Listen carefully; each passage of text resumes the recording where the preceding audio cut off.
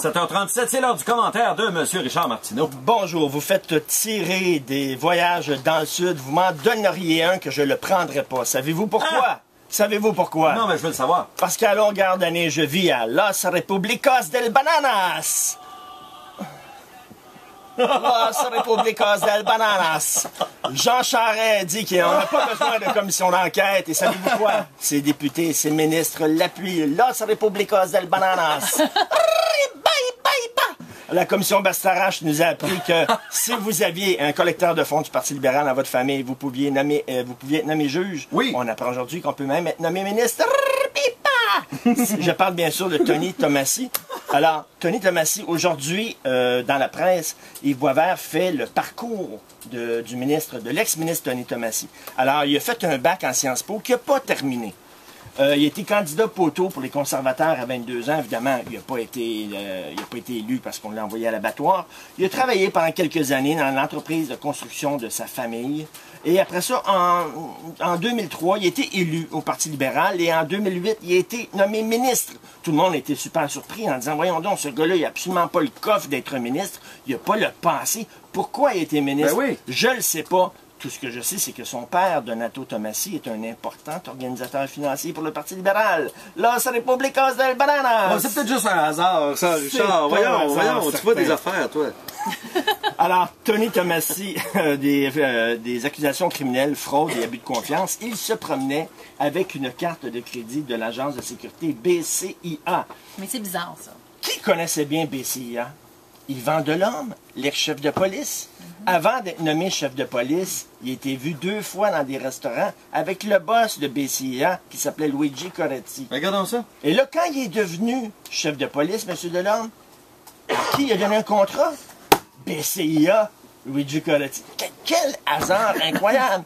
Et soudainement... Mais c'est tiré par les cheveux ton lien, là. M. Delorme démissionne alors qu'il avait une carrière magnifique devant lui, démissionne dans des circonstances totalement mystérieuses et nébuleuses. On n'a pas su. Il a démissionné. Pouf! Regardons ça. Regardons ça, toi. Pourquoi elle a Mais il démissionné? vit une histoire d'amour aussi. Là. Ah, il y a ça, on n'a pas Nathalie soupçonné Normando. ça. Ouais. Tu as démissionné elle aussi? Ben oui. Ben, regardons ça. Quand tu t'approches de BCA, tu finis par démissionner très rapidement de ton poste. Je sais pas. Très bizarre cette histoire-là. C'est vraiment à suivre, mais ça montre justement à quel point on est vraiment dans la gadoue jusqu'au nez. Et M.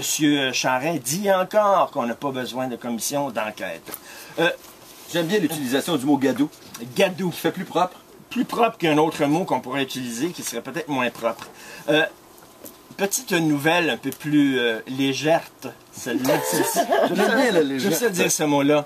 Vous savez que les droits, les chartes des droits protègent le droit de dire ce qu'on veut, le droit de prier qui on veut. Est-ce que le droit de se ridiculiser comme on veut devrait être protégé par une charte? Lorsqu'on voit des gens dans des émissions de télé-réalité qui sont prêts à faire n'importe quoi pour gagner de l'argent, manger des bébites, frencher des inconnus dans des jacuzzis. Alors, en Floride, vous savez qu'il y a une loi qui interdit le lancer du nain depuis quelques années. Alors, c'était un sport qui était pratiqué en Floride depuis très longtemps. C'est que le nain se recouvrait de velcro et il y avait un mur en velcro. Tu le prenais et tu le lançais pour qu'il colle sur le mur de velcro. Alors, ça a été interdit en 1989. Mais il y a un nain présentement qui s'appelle Dave the Dwarf, qui mesure 3 pieds et 2, qui vit en Floride, qui est une personnalité de la radio, qui va devant la cour parce que lui, il dit « J'ai le droit de gagner ma vie comme je le veux. Je faisais de l'argent lorsque le lancer du nain était légal. Si je mesurais 7 pieds, je serais un joueur de basketball. Je ne mesure pas 7 pieds. Ce que j'aime, moi, c'est de me faire lancer sur des murs de velcro. Et j'ai le droit de le faire parce qu'on a le droit de se ridiculiser. C'est protégé par la Charte des droits aux États-Unis. C'est bon. Alors, il y a des avocats qui vont... Il n'est pas content, il n'y a pas de se faire lancer. Mais non, mais c'est pas changé. C'est pas encore le même règlement, on n'a pas le droit. Alors, on n'a pas le droit au Québec, mais en tout cas, bref, c'est contredit en Floride. On verra ce qui arrive avec Dave the Dwarf. Ben, j'ai hâte de voir la plainte de Tony Tomassi, Richard. Mais oui. Une petite joke sur un curso pour finir.